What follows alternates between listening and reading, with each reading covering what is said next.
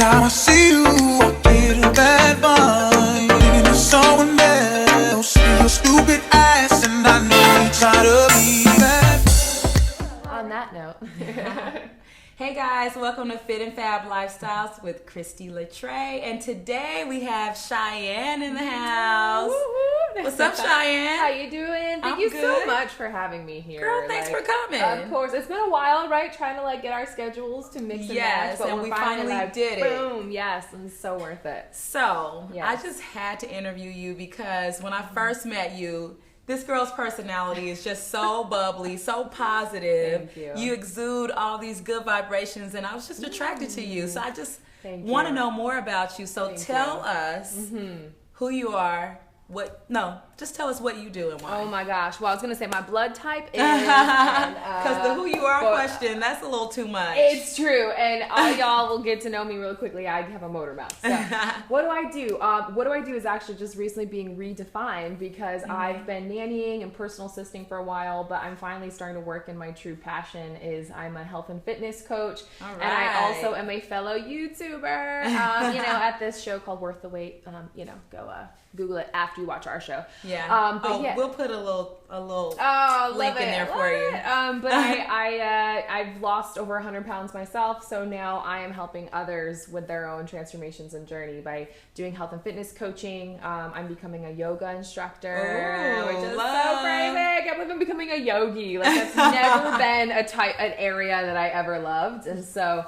Now that I've been doing it myself, I'm like, what have I been missing in my life? So I'm starting to do yoga instructing and then also hosting my own YouTube health and fitness channel and focusing on the mind-body-soul connection when it comes to health and fitness. I love all that. That's just all my stuff. No wonder I was feeling you. I know, right? I was like, because that's my joint, and then it's you too. I love that. The moment I took your spin class, I'm like, I have a total friend crush on her. So same thing. Your energy was just explosive, and I'm just like, I want to know this girl off the bike. Thanks. So yeah, you did such a great job, connecting and everything. So this was meant to be. Amen. I believe it. I believe it for sure. So what was childhood like for you? So you just lost how much weight again?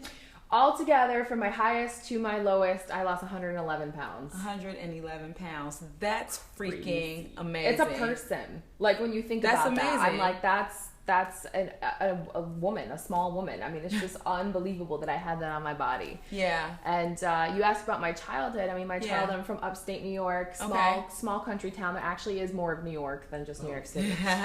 But loved it. I loved my upbringing. I am an only child between my two parents. So I was very close with my parents. Yeah.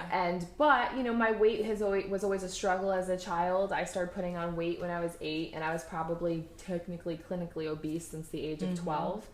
And my parents were always very fit. I mean, my dad used to bodybuild. My mom has her black belt in karate. Wow. So I was the one in my family that struggled with weight. And even being very sporty, growing up, I played 5 different sports: softball, basketball, volleyball, swim team. I just always equally loved food as much as I loved fitness. Okay. So, and that's something that really stemmed from my childhood. So you can really attribute your weight gain to overeating, yes, would you say? Yes, for sure.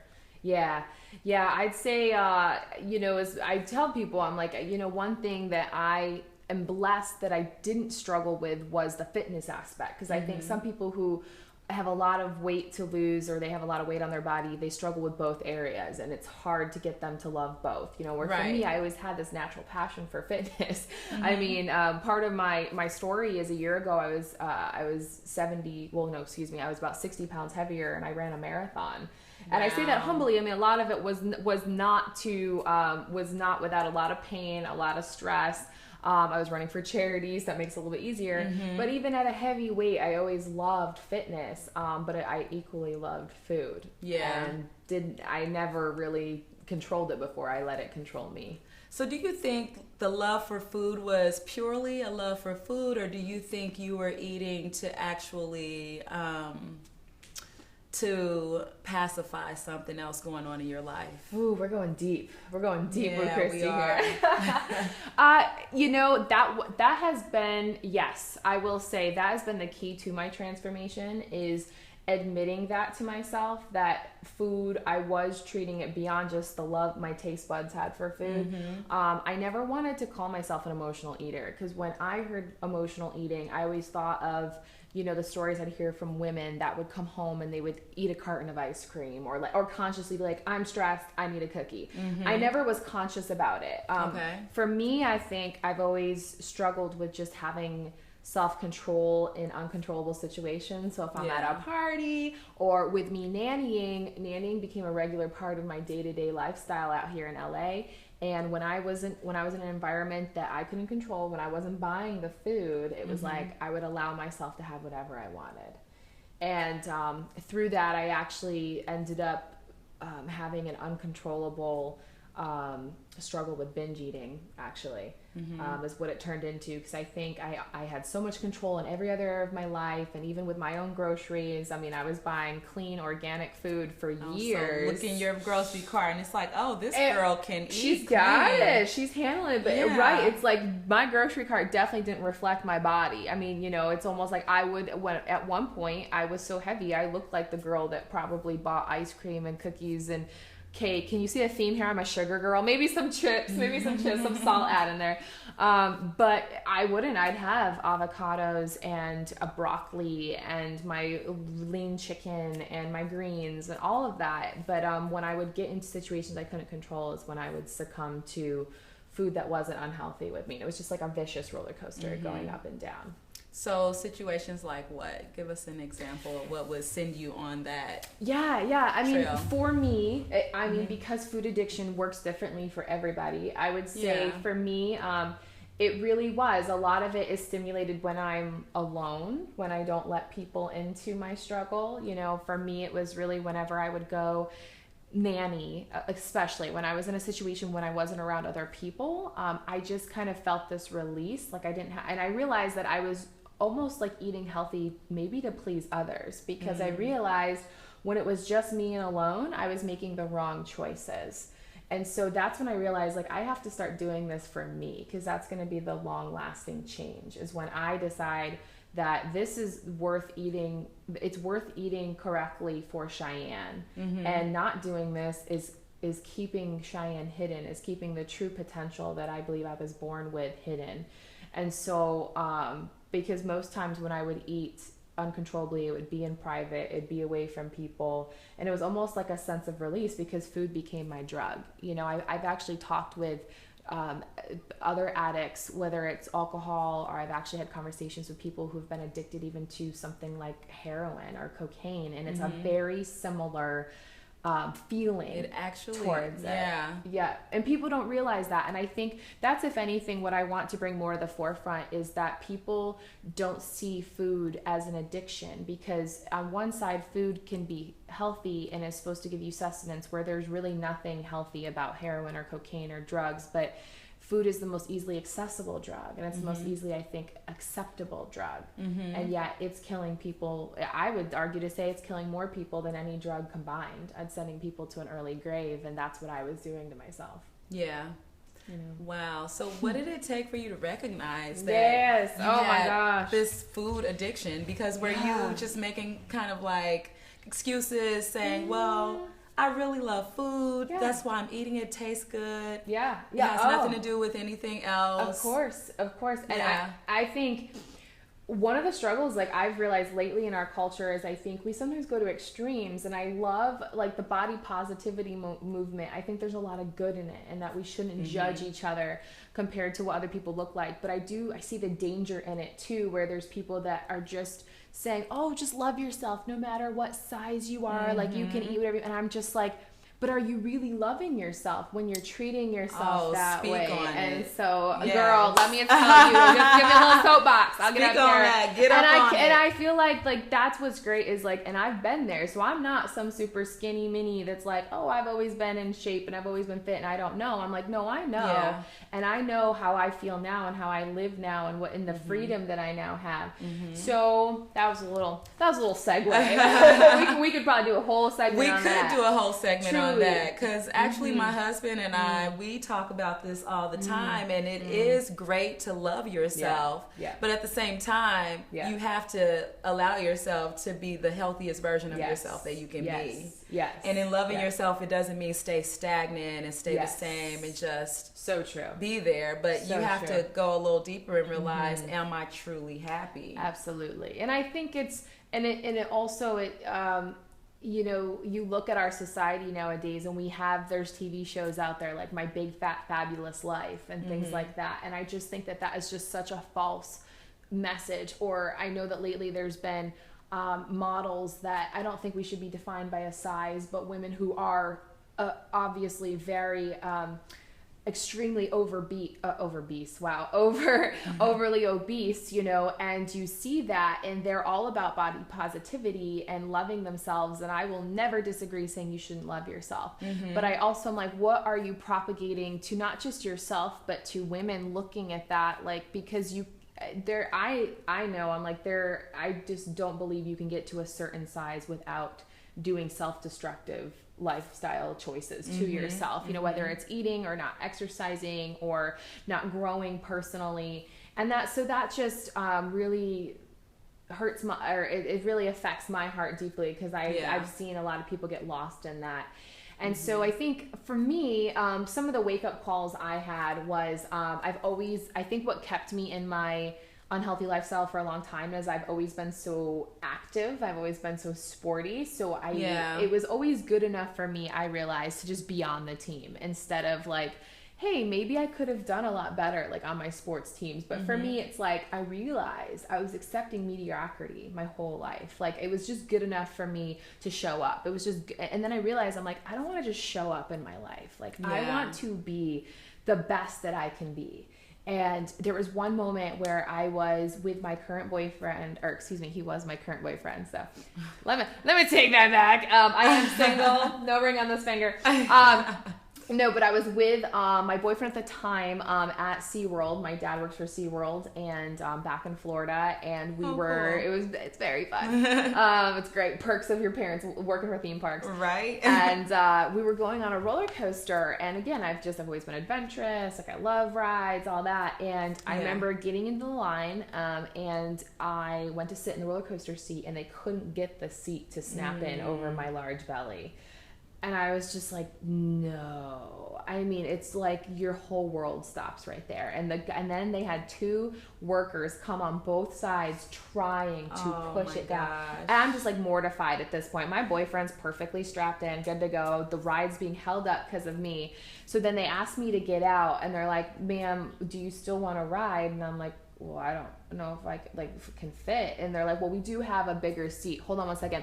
Can we get the big man seat? Oh, yeah. No. Big man seat. Yeah. Okay. If you just wait over here. And because I'm so like, you know, I want to stick to my guns, like, and stubborn. I'm like, no, I am waiting here. I don't care. Even though I was mortified and I wanted to run out of there, I'm just like, I'm just going to do it off. Yeah, I didn't want to like let it seem like it affected me, because, you know, you have a whole bunch of people looking at you. My boyfriend felt awful. Like he, you know, he loved me no matter what size. And so he was just like, felt awful for me. So I remember I did it, but I was just like, I never want to go through that. So, Cheyanne. So after this roller coaster event happened, it is humiliating. Yeah. So what did you do after that to get on the journey that you're on now? Because obviously it's been working. Yeah. Well, thank you. So what was the first thing you did, and did you have support doing it? I did. I love that you brought up support, because I think the biggest thing that I finally realized, like in my journey, is that I needed support. I needed to allow people into my space, you know. I've really seen how I really believe that we can't have transformation unless we have transparency. That's kind of like how I live my life now, is letting more people into my bubble, letting more people into my space. And it's funny because I mean, most people who know me would never believe that I used to keep people out, because I'm like a hugger, bring it in, I love you, let's talk. Like the way you are, I'm like, I mean, I'm pretty similar. Now you met me post a lot of my transformation, but I've always been like that. So people are shocked when they're like, what? Like, but I'm like, that's what's beautiful is I think if my story can share, or if you could learn anything from me, is that, you know, everybody's fighting their own battle. Everybody's going through something that we don't know. And so I think if we can just bring that understanding to people, you know, and I think that was, my parents were one of the biggest influencers for me, because they realized that I was fighting a battle that they didn't know about. I mean, they both, you know, my dad's always been fit. He used to bodybuild. My, you know, P. Diddy, whatever the heck he goes by now, used to be known as Puff Daddy. Well, I used to call my dad Buff Daddy. I should start calling my dad Buffy. Like, no, don't call your daddy Buffy. That's true. Like, girl, no. Yeah. And I mean, come on, from our generation, that's a vampire singer. Exactly. So, you know what I'm saying? And a thin, blonde, white girl. So that's not my dad. But yeah, so like with my parents, I think once I had that roller coaster experience, the next big like kind of epiphany or big moment like that just kind of had it all come crashing down, that this was something I needed to change, was at my college graduation back in 2010. I was 22 years old, you know, crossing the stage of graduation, waving at my mom and dad and all my friends, and I'm just like, there was a little bit of sadness, you know, because it was like I was so excited at what I'd done. You know, I got my bachelor's degree, you know, and I felt that sense of accomplishment, but there was still one thing that I just never had accomplished, and that was my battle with my struggle with food and with my weight. And so I think I thought, you know what, like, Cheyanne, I kind of gave myself a pep talk. I was like, Cheyanne, you know, I was like, girl, you've fallen in love for the first time. You have had all these exciting things, like you've had your first kiss, and you've gone to prom, and you've gone to, you know, you've studied abroad in Europe. I did during college, and I've graduated high school and college, and I've had all these exciting, I've traveled the world at that point. I've been on several mission trips and like all these amazing experiences. And yet the one chord that that threaded them together of why I felt like I couldn't experience them in full joy and happiness was because I was not honoring being my true self. And a lot of that is because I've always felt this fit, healthy woman that I am now was literally trapped in a fat suit, almost was trapped in a different body. And it was like I saw myself so differently than what I was projecting and portraying to everyone else, including myself in the mirror, because it was almost like I couldn't get her out. Yeah. And so that's why I was like, okay, like I'm done. And I'm so glad, honestly, that as much as I feel like I wasted so many years, like in my teen years and all that, but I'm also like, thank God that I had that revelation at 22 years old, because some people wait so long. It's true. And you were still a baby at that point. Yeah. So, and I'm still a baby. I'm like, I'm 28 and I still have so much life like to live. And so, you know, it's 6 years later, and really only finally tackled and accomplished and had the full transformation, I would say, in the past year. So it took about 5 years for me to get,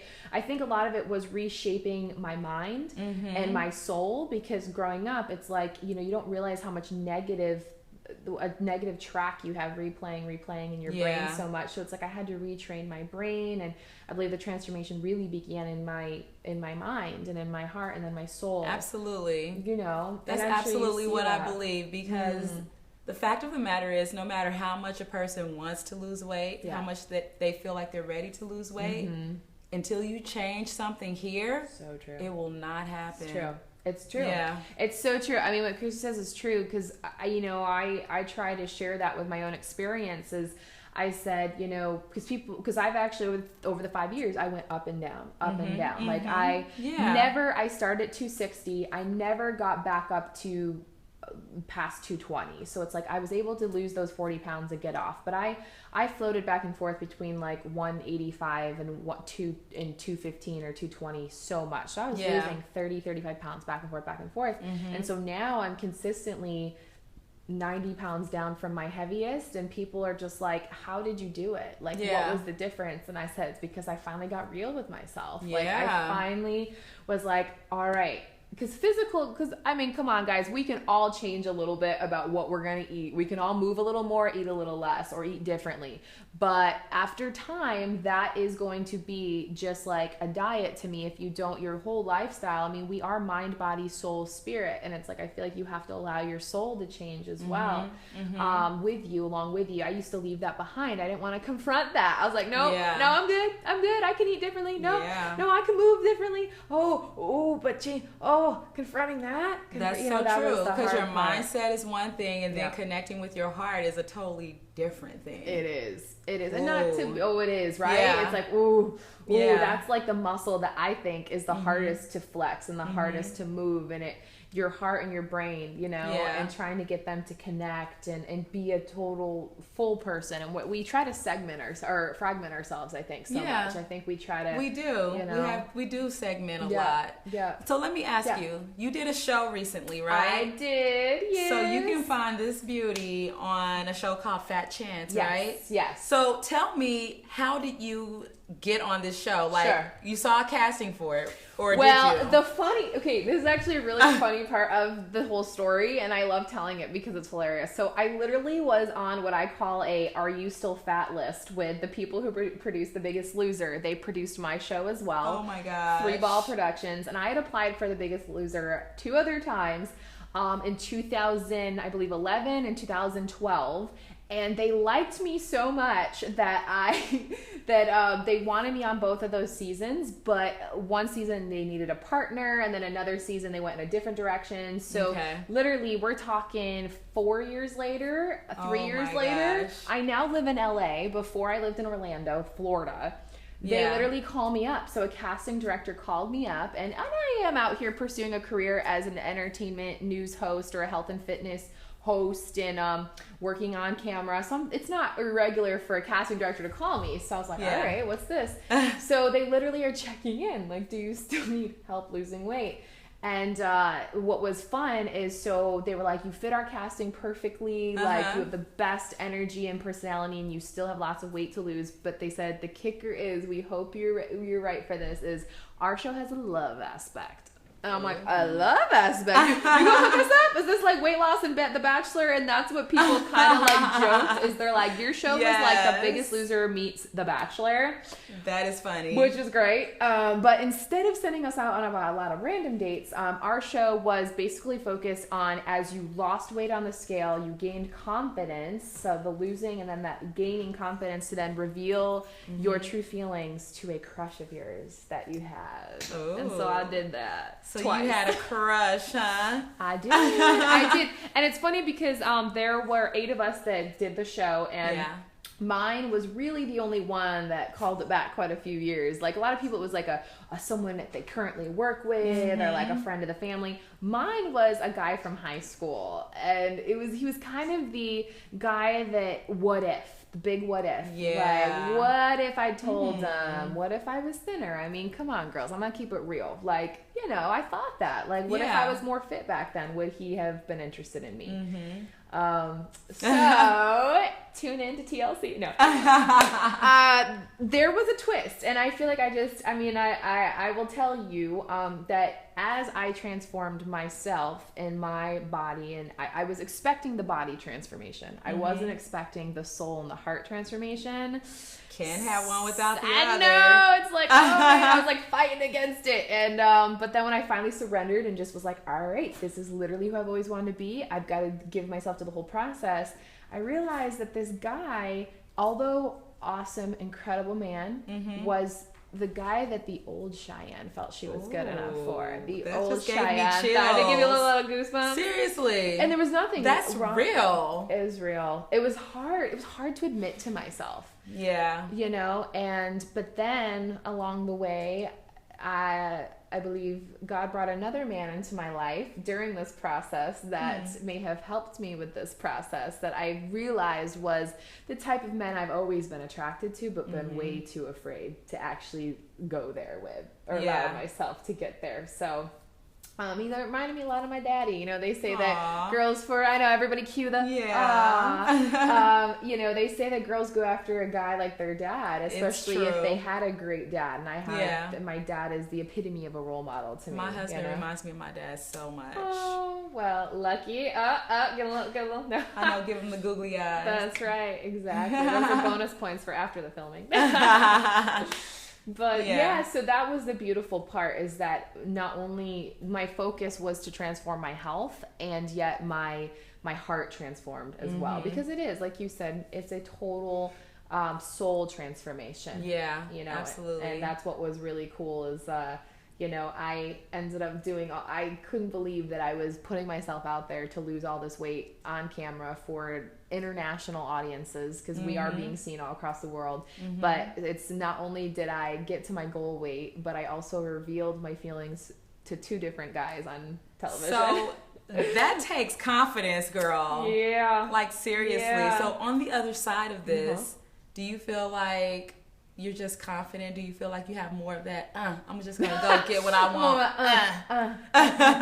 want? Go get it. Yeah, I do. I feel like I got on the scale, like on my show, got on the scale, got to my goal weight, beat it by 1 pound. I actually got to 149. So I was like, sure. Yes. And before consciously, my whole life, all I can really remember is wanting to lose weight. That was my ultimate goal, my ultimate pinnacle. Like, if I could reach that, I would have I would have accomplished the greatest thing in my life. And now that I've accomplished that, I was really concerned. I was like, what am I gonna do when I get there? But my first thought when I got on that scale and hit my goal weight was, what's next? Like, what's next? So, let's roll with what that. What's next? What is next with What's me? next? Oh, man. Well, I finally, since I wasn't just preaching it anymore, I was receiving it myself with fitness, is that I now feel like I can step forth into my other dreams, which are, doing a lot of what this beautiful woman does. I want to help lead others in fitness.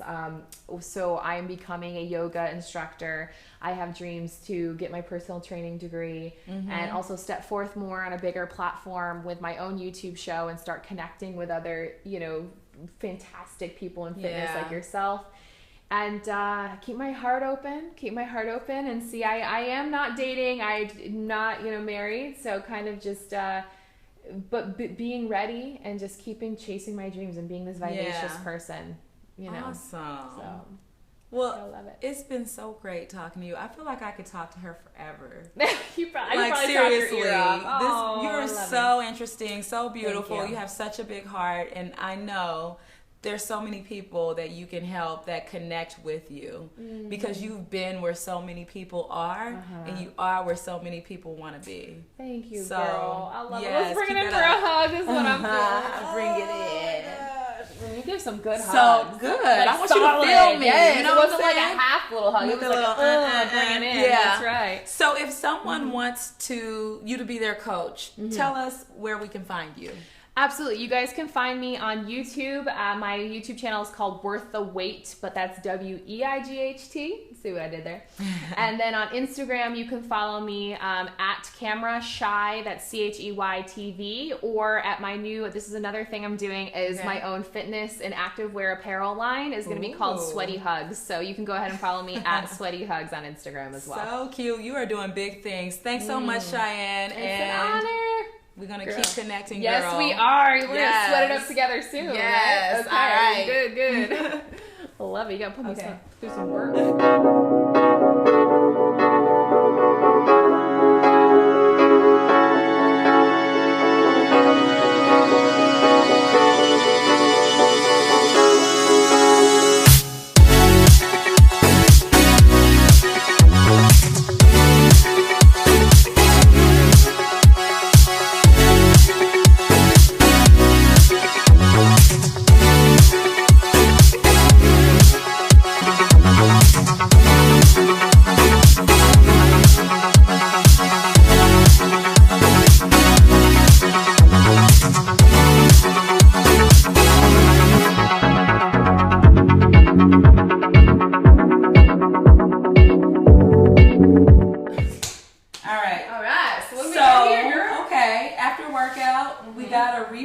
Rejuvenate. Yes. We got to get a little more energy going. Usually I do a smoothie, but sometimes I do what is called this green lemonade. And this green is my superfood, which helps detox the body. And in this toxic world, like the food we eat, the air we breathe, everything has toxins in it. And our body naturally detoxes, but sometimes we need a little extra boost. Yes. So this is a powder that you can put in any liquid, any smoothies, anything like that. Just give yourself a boost. I like this. And it also gives you energy. So this green lemonade I made with apple cider vinegar. Okay. This green. I've made it through this before. Chia seeds. Yes. Okay. And lemons. and water, of course. Awesome. We gotta have a high quality H2O. And because I know Cheyanne has a taste for, like, sometimes, you know, you can make things for beginners and you can make things for people who have a taste for something that's kind of green. This one's a little strong. Ooh, is this like a Fear Factor episode? No, I love it. So let's just cheers to Fit and Fab Life. Fit and fabulous life. There you 24/7. Hey. Bottoms up. No nose plugging needed. No nose plugging needed. See, it's a little tart. What do you think? Ooh, girl, we're both from the South, so we know our lemonade. Mm-hmm. And this is good. Thank you. This is really good. Oh, and I sweetened it with stevia. Love stevia. Yeah. Love stevia. The key to stevia is having, like, not too much, because that's when you get that bitter taste. But you have to really just a little bit at a time. A little bit goes a long way, yeah. for sure. I put stevia in my oatmeal. I'm weird. I put it in my cottage cheese. Like, it's weird. Oh, well, I'm a sweet girl, so instead of loading a bunch of sugar, I do there like you go. to. And it comes in different flavors, too. Yes. Yeah. Speaking of flavor, I'm really actually amazed at this. I was kind of like, okay, like, I'll go over the top. Yeah. Because I've tried, I don't know if y'all tried, there's a lot of different green drinks and green powders out there on the market. And literally, some of them, I have just the most crazy taste buds. I'll try anything, but some of them are really hard to stomach and taste. And the good thing about this grain, my husband one. says it smells like dirt, and it kind of, like, it's seaweed. So seaweed, chlorella is the main ingredient, and spirulina, and they're types of algae. Yes. But it absorbs the flavor of whatever you use. And this is for you, Cheyanne, so you can take it with you, use it. Yes. Oh my god, put it down. Thank you You're so much. Oh my gosh, this is awesome. See, now I'm gonna get creative with this. There you go. What else can I put it on? You can put it in anything. You can bake with it. We made oatmeal cookies with it. Stop it. That's awesome. I'm thinking this is gonna bring your St. Patrick's Day parties to a Oh, whole new heck level. yeah. Like, come on, bring everything. This is awesome. Bring everything. Well, thanks for stopping through. Of course, I feel like this was the beginning of a beautiful friendship. So we've seen a lot of this. There you together, go. So yes. I love it. Thank you so much, my You're girl. welcome. Mwah.